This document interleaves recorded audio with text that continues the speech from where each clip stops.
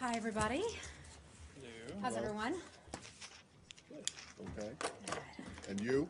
Doing very well, thank you. Great to be back with all of you. Let me start by introducing you first to the new director of our press operations, Robert Greenan, right here. He joins us from Post in Austria, and he's been many places around the world, and so he will be a valuable asset and resource to all of you. He's done a terrific job already, and so this is his first briefing with me. So, Robert, thank you. So the floor is yours. Yeah, now you have to take over. And Mark Stroh will continue to be on, and Mark has been incredible in helping me to get up to speed, so thank you. All right, a lot of stuff going on today, so let me start out with a few toppers that I have. First, let's start with the Secretary's travel. Secretary Tillerson is in Hamburg, Germany today, and he is accompanying President Trump in meetings surrounding the G20. He will also participate in a series of bilateral meetings tomorrow. That schedule is still being finalized. I know you have a lot of questions about that. We'll announce those hopefully later today. The Secretary will then travel to Kiev, Ukraine on July the 9th to meet with a group of key activists pushing for reforms and meeting with Ukrainian President Poroshenko. The Secretary and President Poroshenko will host a joint media availability after their meeting. The Secretary will also meet with the staff and families of our embassy there. The Secretary will then depart Kiev in the afternoon on July the 9th and travel to Istanbul, Turkey. On July the 10th, the Secretary will participate in bilateral meetings, including the meeting with members of the Turkish government. The Secretary will also meet with our staff and families of the U.S. mission in Turkey, and I know he looks forward to doing that. The second thing that we have going on is Brett McGurk, our special presidential envoy for the Global Coalition to Defeat ISIS, will host members of the coalition for a series of meetings in Washington, D.C. next week. This will be an opportunity for members to discuss the efforts to defeat ISIS, including maximizing pressure on its branches, on its affiliates, and on its networks. The coalition will discuss all aspects of our campaign, including stabilization support, counter-finance, foreign terror fighters, counter-messaging, among other things. The meetings are taking place at a key moment in the fight against ISIS. Just as ISIS is trying to stay alive, we remain dedicated and committed to defeating them. There's still a lot of work to be done, but the coalition has a strong and proven strategy committed to the total destruction of ISIS while in parallel preparing for the day after. Another thing, this is related to Iraq, and we were pleased to announce this. On July the 5th, Ambassador Silliman, our U.S. ambassador to Iraq, announced the U.S. government's intent to provide $150 million to the United Nations Development Program to support the government of Iraq identified stabilization priorities in the areas of Iraq that have been liberated from ISIS. The funds will support efforts to establish basic security, reestablish essential services, restore local economies, stabilize communities, and allow Iraqis to finally return home. This brings the United States' commitment to stabilization programming in Iraq to more than $265 million over the past 2 years. The funds will be provided through USAID. And then finally, one last thing. The United States remains deeply concerned over Tuesday's violations of the ceasefire in the Nagorno-Karabakh conflict that resulted in multiple civilian casualties, including possibly a 2-year-old child. This happened near the line of contact. We wish to extend our heartfelt condolences to the families of those victims. Along with the OSCE Minsk Group co-chairs, we call upon the sides to cease military action and return to the negotiating table. Our policy remains clear in that region. The only solution to this conflict is a negotiated settlement based on international law that includes adherence to the principles of non-use of force, territorial integrity, and self-determination. And with that, I'll take your questions. Matt Lee, would you like to start? Thanks.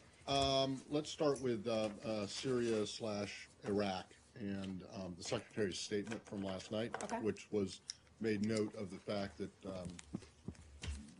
the situation in Syria in particular would be a subject of discussion when President Trump meets President Putin tomorrow. And it talked about, as you know, cooperation between the United States and Russia, including in the military front, setting up, and it specifically mentioned no-fly zones. And the reason I'm asking about this is because it has been the position of, in the past, of the Pentagon, that a no-fly zone, setting them up in Syria would be very, if not unworkable, extremely difficult and very expensive to do. Has there been a shift in position on that? And is this a serious offer? Because this administration and the previous administration wanted to have proposed suggestions of cooperation with the Russians and like this, and it never bore any fruit, or they never bore. So, understood, and thank you for that question. The Secretary's statement from yesterday, and I know a lot of you are very interested in that, it describes how our interactions with Russia on Syria are at the moment. We are continuing to have conversations with the Russians about how things will play out in Syria. Our overall policy has not changed on that matter. The United States is looking to explore the possibility of establishing what we would consider to be joint mechanisms for ensuring stability with Russia and in Syria.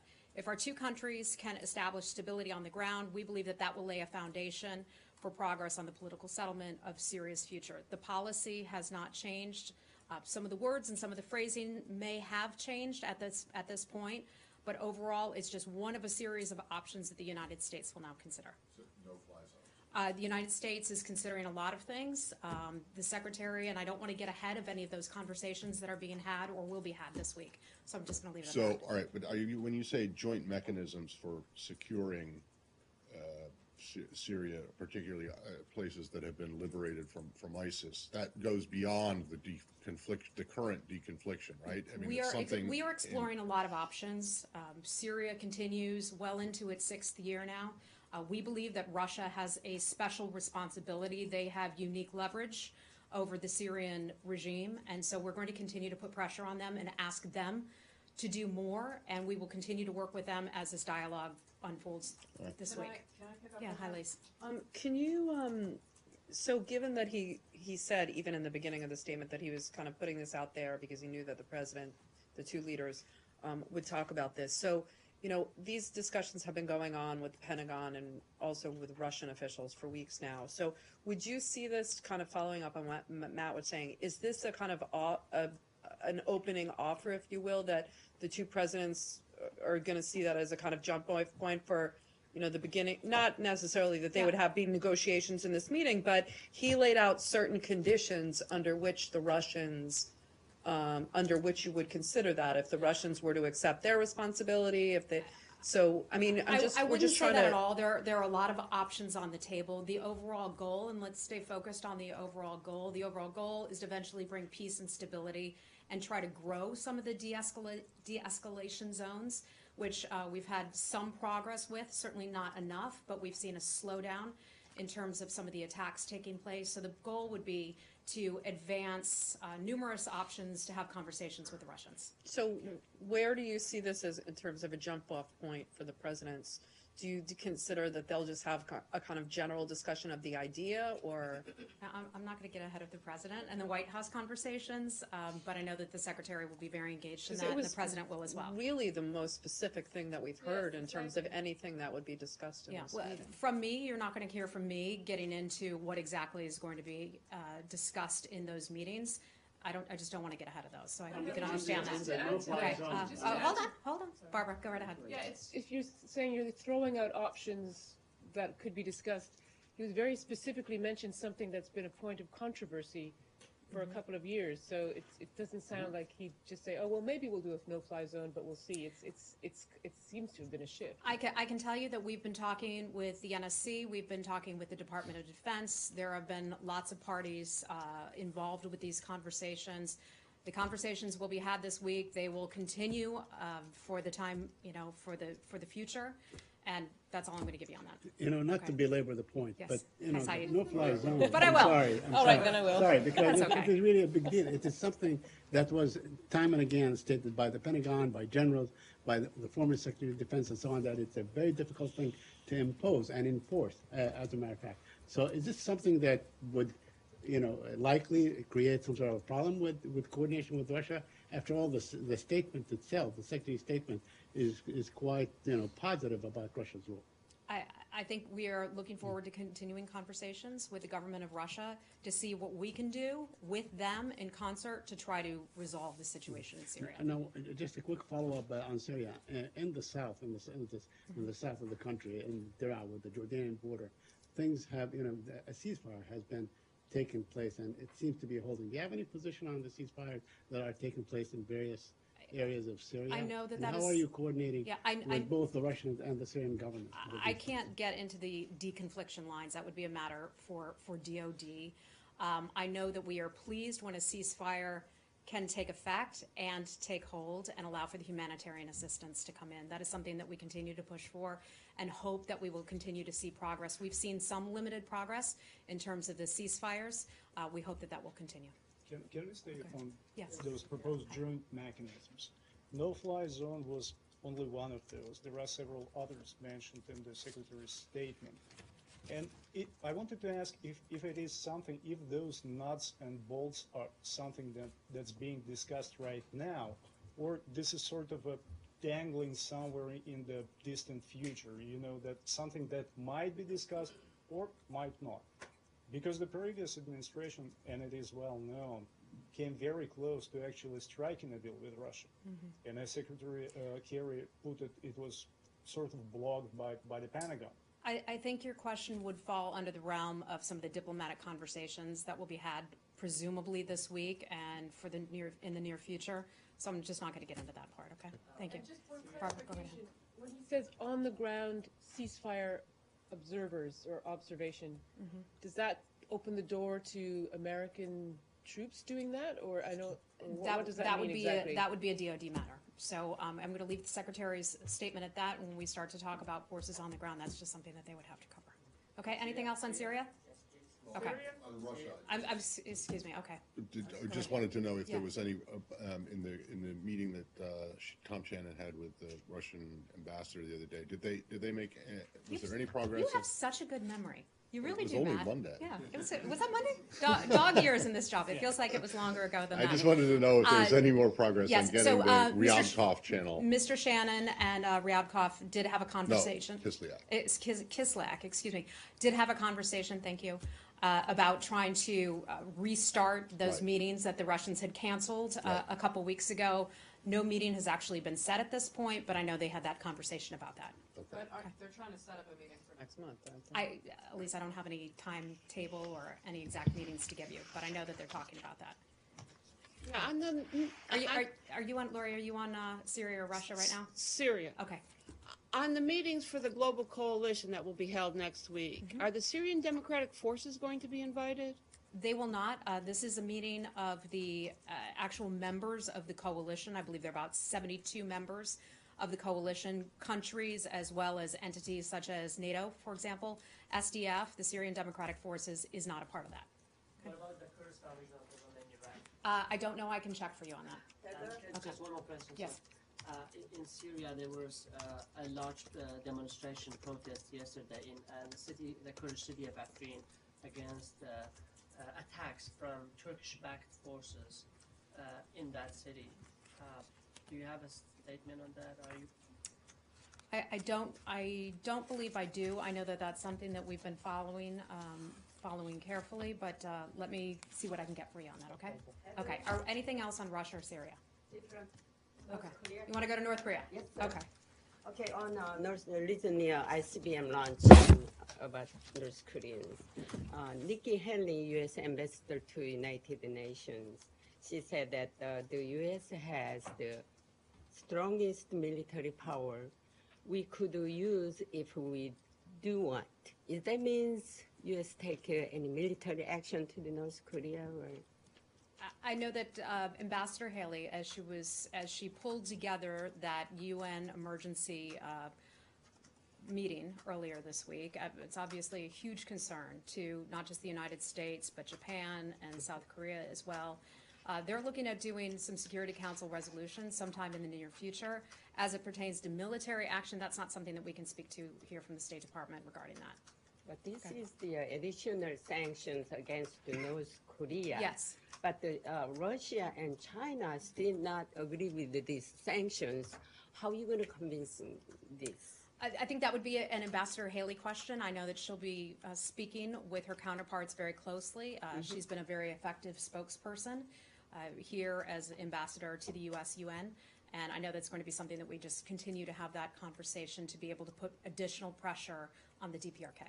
So Kim Jong-un announced yesterday, he said that North Korea will not put nuclear and military, missile issues on the negotiation table. He doesn't want a negotiation table these issues. Right. Are you going to accept this? It sounds like he wants to keep his nuclear and ballistic missile program. That is something that the United States and the world is against. We've had multiple United Nations Security Council resolutions. What they are doing there is not only a threat to the region, but we view that as a threat to the world.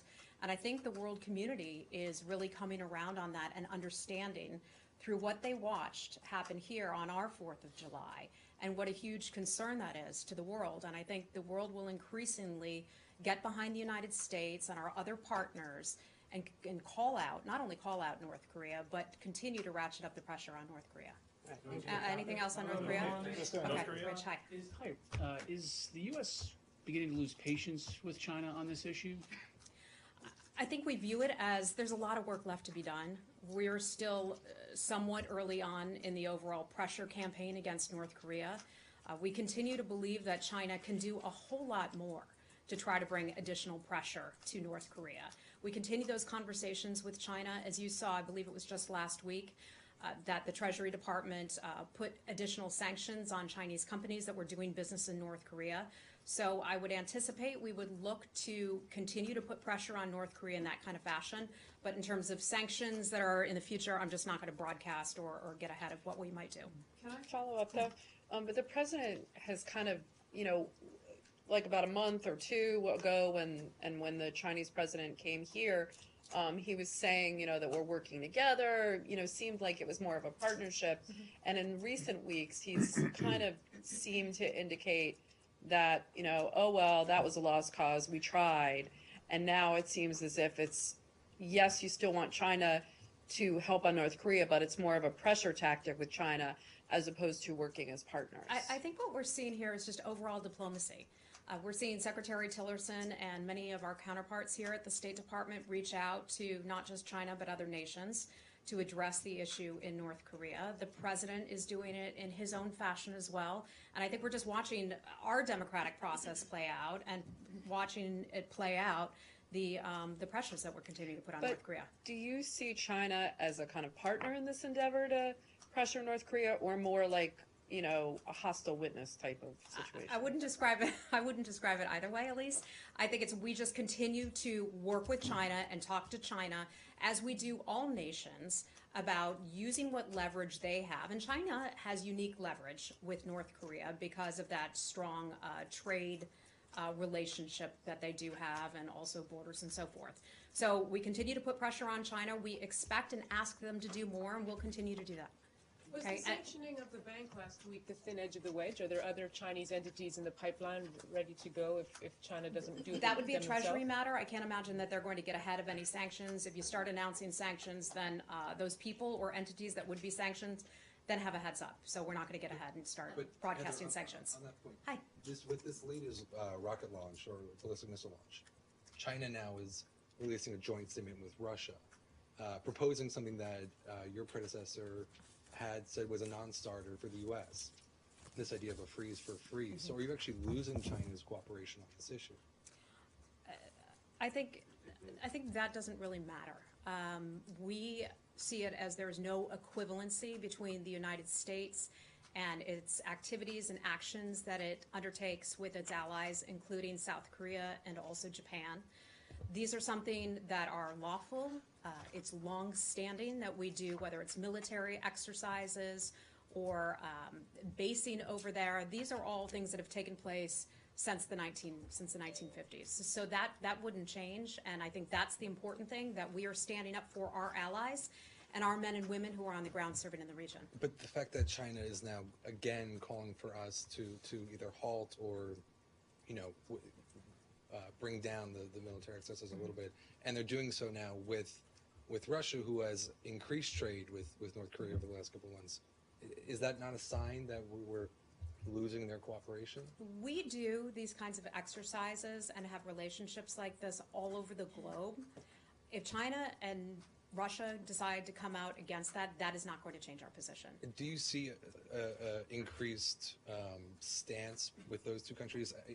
I know at the UN Security Council meeting yesterday, both countries also made a point to criticize the deployment of THAAD in South Korea. I'm sorry, who criticized that? Both Russia and China. Do you see them working closely together on this issue against U.S. interests? I don't know that really matters. That is not going to change where we stand on the issue. We had a very productive meeting with Mr. Moon when he came over here. I believe it was last week. We have had, I know the Secretary met with his counterpart, the Foreign Minister, here that same week, and they had lots of discussions about the importance of that, the alliance decision that was made, and the reason that those decisions were made to deploy that in the first place. And that is the safety and the defense of our partners over there, as well as the safety and defense of our U.S. forces over there. I just can't see that changing. Okay, anything else on DPRK, South Korea? Hi. So given, especially what the president said about China's trade with North Korea increasing, I think up close to 40%, with the administration, some of the most effective sanctions against Iran were actually congressionally imposed secondary sanctions that were kind of imposed over a number of years in various pieces of legislation. Would the administration support that sort of legislation or sanctions of that kind against North Korea more broadly, so so-called secondary sanctions? I think that's something, if Congress chooses to announce sanctions and to vote on sanctions, that would be a congressional matter, so I'm not going to weigh in from here on anything that's taking place or that may take place in Congress, but we'd certainly keep an eye on that. Okay, anything else, DPRK? Yes. Hey, Michelle. Hi. Go right ahead. Now that the U.S. has put the entire world on notice, from the State Department's perspective, what does on notice mean? The entire world on notice regarding what?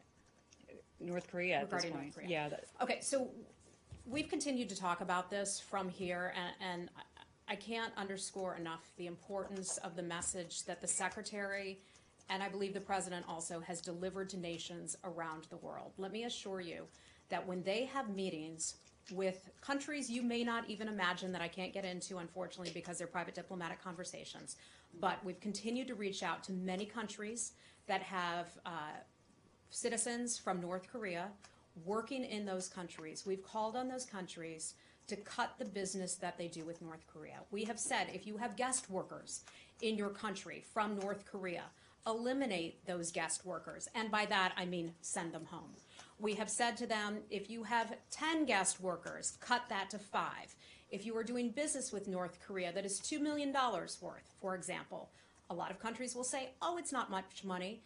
This secretary and other folks in this administration have come back and they say, cut that in half. That is the kind of economic and diplomatic pressure that we continue to put on countries around the world, and many of them are taking notice and starting to do things about that. Some of them have done things about that for a while, but that pressure campaign, we believe, is continuing to work. One example that I can give you is in Germany. You all may recall, it was a couple months ago, that there was a German, there was a North Korean, I believe it was a hotel. I can double check the facts. This is just off the top of my head. But there were North Korean workers, and we had concerns that those workers would collect the money and then be forced to give it back to their government. We believe, as we've looked at this model, that money ends up going to the illegal nuclear and ballistic missile programs. So we continue to look at those countries, pressure different countries to shut that stuff down. So does on notice mean we see you, or does on notice mean we're going to do something to you unless you change? We're in the diplomatic phase of this right now, and that is why the Secretary and others continue to ask countries to do more to change. Does that mean what you just said? I want to make sure that you were just saying this is a generality, but Yeah. Are you looking for all countries that have guest workers or investments with North Korea to cut them in half? No, the half was Okay. just really just an example. That's just I mean, something this came up, the White House said that it came up in the president's call with President Sisi of Egypt. And, there are a lot of countries, yes, and a lot of them that you might not expect who do have North Korean guest workers. But the half is not something that you're going around. Half is not a literal number, no. I'm just saying, for example, some countries may say, oh, we don't do a lot of business with North Korea. We only do $2 million worth. We'll say, make that a lot less. Secretary Okay. because, I mean, What everybody seemed to agree on yesterday in the Security Council was that nothing has been working. So when you hear Russia suggest, well, why don't we try dialogue first and foremost without preconditions? Is that anything that the U.S. would consider at this point? I'm not going to get into what Russia's plan is right now and comment on that. But would the U.S. consider trying to talk to Kim Jong-un without preconditions? I think it's clear to the world that he wants to stick to his illegal nuclear weapons or nuclear program and also his ballistic missile weapons program. I think his actions that he took earlier this week are very clear. I'm not going to get ahead of what could happen down the road, but I just can't anticipate that. Can I just go back to the guest workers and such? Sure.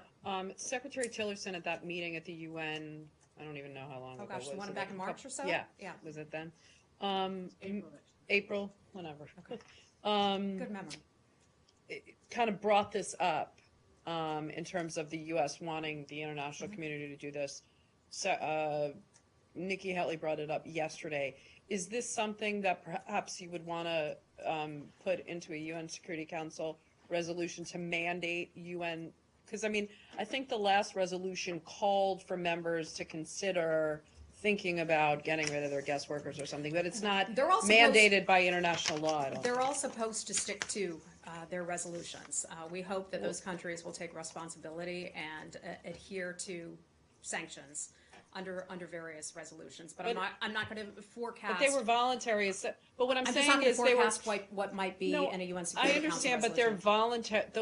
It was kind of like you urge them, and in these resolutions, that's more of a voluntary decision. And I'm wondering, beyond like Secretary Tillerson saying, the U.S. wants you to do that, is there consideration to making this illegal under international law? I just can't comment. But he is going beyond UN resolutions with the way he's pressuring on guest workers, no? Because as Lise was Barbara, saying, I think this is a good thing. We see North Korea as a nation that. You didn't say it was a big Yeah, no. I just want to make this clear. We see North Korea as a nation that starves its people, that treats its people horrifically. We see a leader who is taking actions against the entire civilized world by continuing with this program. And so I think we will continue to look at various options to try to hold that country responsible and hopefully change their behavior. it's just a technical Can I switch question. gears? Can I Can I change topics? Do we have anything else on DPRK? Can I change? How are you? Hi, good. So another option that the United States is taking is denying the landing rights of the national airline of North Korea, Air Koryo. Could you please give us an update of the progress and status on that front? And then would this be addressed in next week's, I believe it's on Monday, the aviation meeting here at the State Department? The aviation meeting at the State Department. Okay, I'll look into that one. I have to say I was unaware of the aviation meeting. I am familiar with this, that is one of the areas that we have been looking for governments to try to narrow. You bring up the issue of the state-run airline in North Korea. I know some of the flight route options have been curtailed. That is something that we are pleased with, and that is another example of the kinds of ways that we are asking other countries, North Korea included, to try to put pressure on them. Okay, hold on. Are we done with DPRK? No, one last. Okay, go ahead. Yeah, I think so. The Russian Deputy Foreign Minister Morgulov is in town. He met with Ambassador Yoon today. Do you by any chance have a readout? And secondly, Ambassador Yoon is going over to Singapore to take part, as the State Department has announced, to take part in the so-called Northeast Asia Cooperation Dialogue, I think the thing is called. Supposedly, North Korea is a part of this, to that informal club. So the meeting that you're talking about, that Ambassador Yoon is attending, my understanding is that they will be talking about regional issues. I know a lot of people are interested in Ambassador Yoon and his travels because he was key to bringing home Otto Warmbier, so I know a lot of people take interest in his schedule.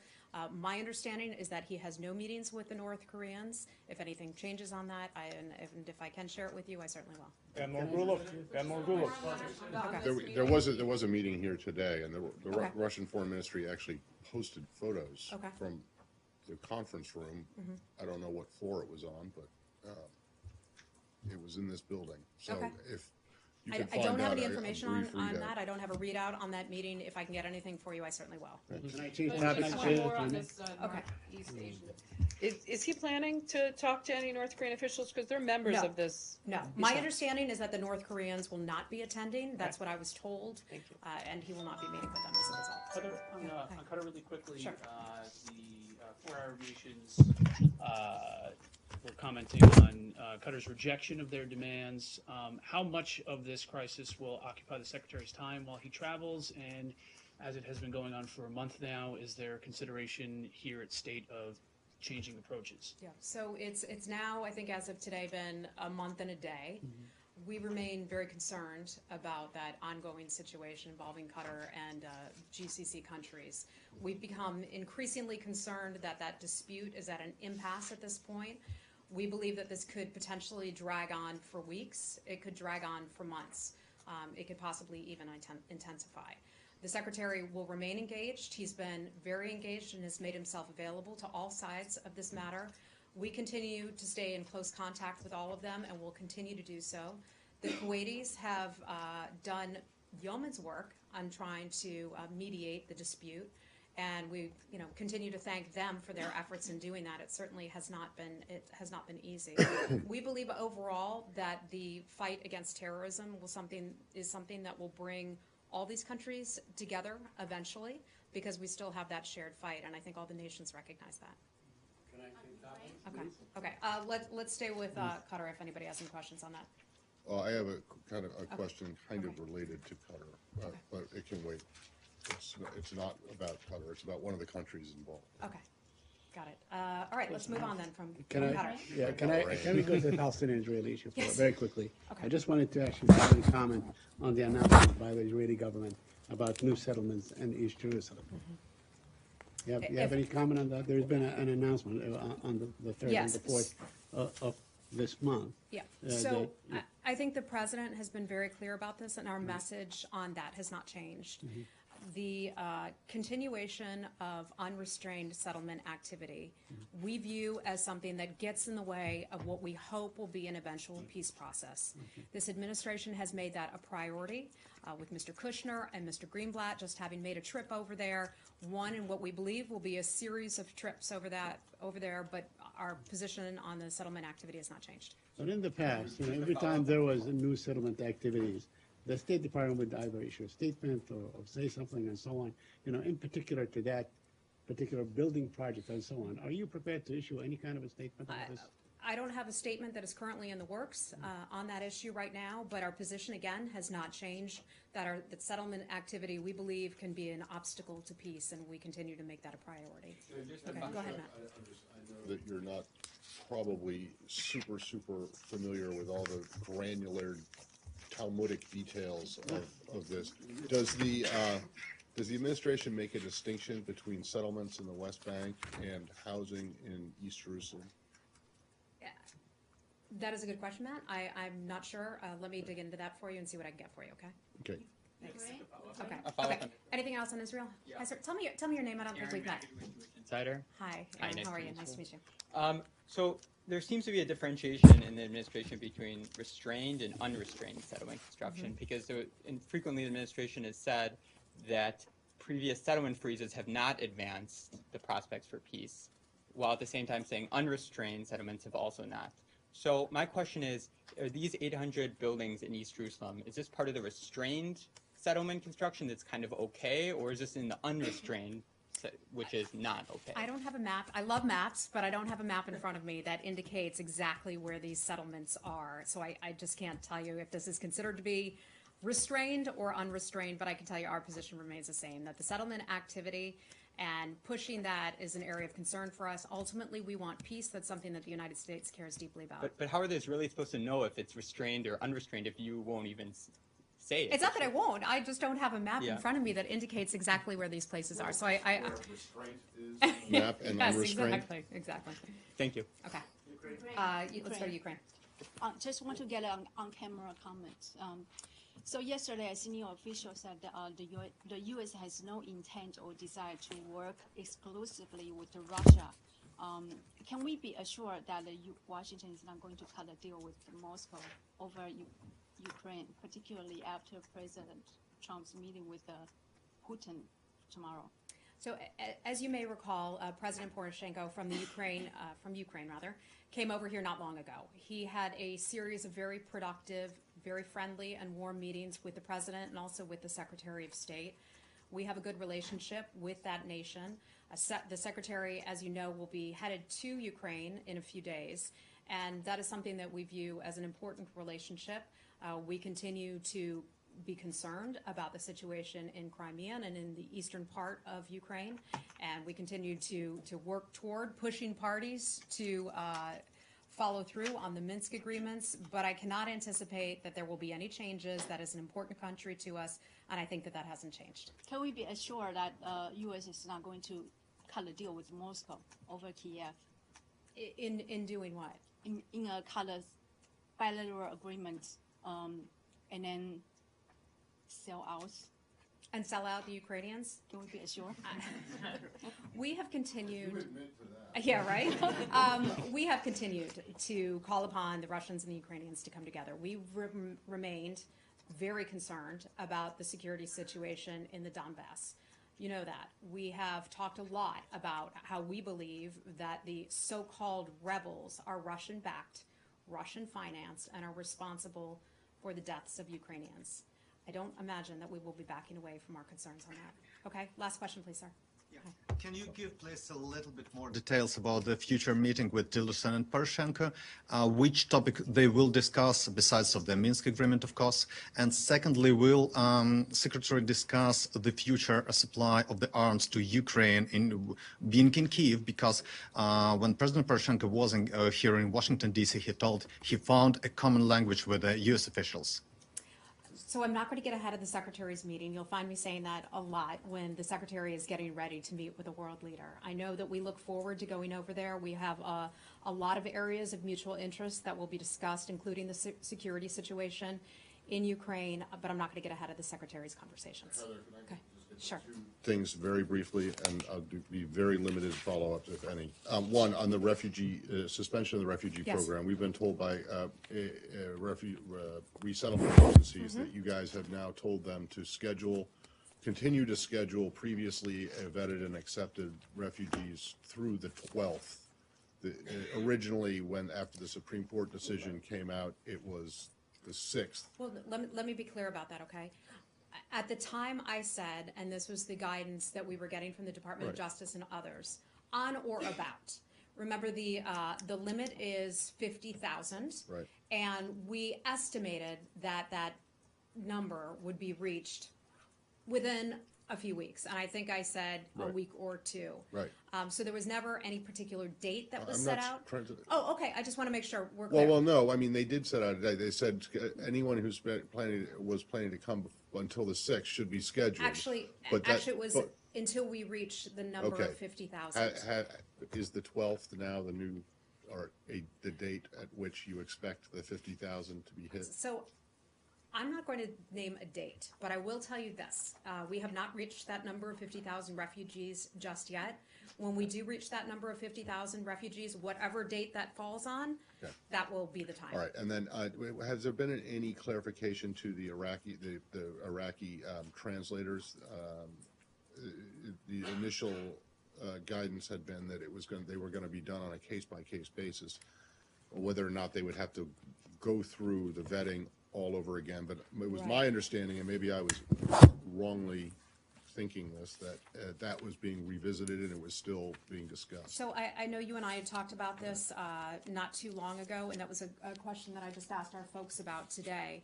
But are you aware, has that been resolved finally? I'm not aware of whether or not that has been resolved, but let me just continue to look into that for All right, you. and then the My last apologies. thing is Bahrain, which was the country that was semi-related to Qatar. But this doesn't have anything to do with Qatar. It has to do with human rights. And this has been a perpetual concern, or a long-standing concern of this building and in general, and that is the two cases. One in Nabil Rajab, whose trial was postponed again, but is now expected to on the 10th to be a final verdict. And I'm wondering if you have had any discussions with the Bahrainis about, in this case, you previously called for his release. And then secondly, have, yes.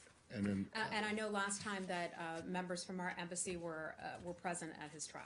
okay, do you expect that to be happening again? That I do not know. I know we continue to be very concerned about that. We continue to be concerned about freedom of expression. Matt, as you probably know, as many journalists probably do, there was a closure of a newspaper, a news outlet not too long ago. That freedom of speech, human rights remains a concern of ours, and we continue to bring it up. Okay, with and the then are you Bahrainis at the familiar, highest level. overnight, as we were all preparing for fireworks and parades and things like that, a human rights, a female human rights defender was rousted from her home by Bahraini security agents and arrested. She's accused of cooperating with the UN special rapporteurs. Okay. And I'm wondering if you're Do you aware have, of that do you have her case. name, Matt? Let me take Yeah, a look at that it's for you.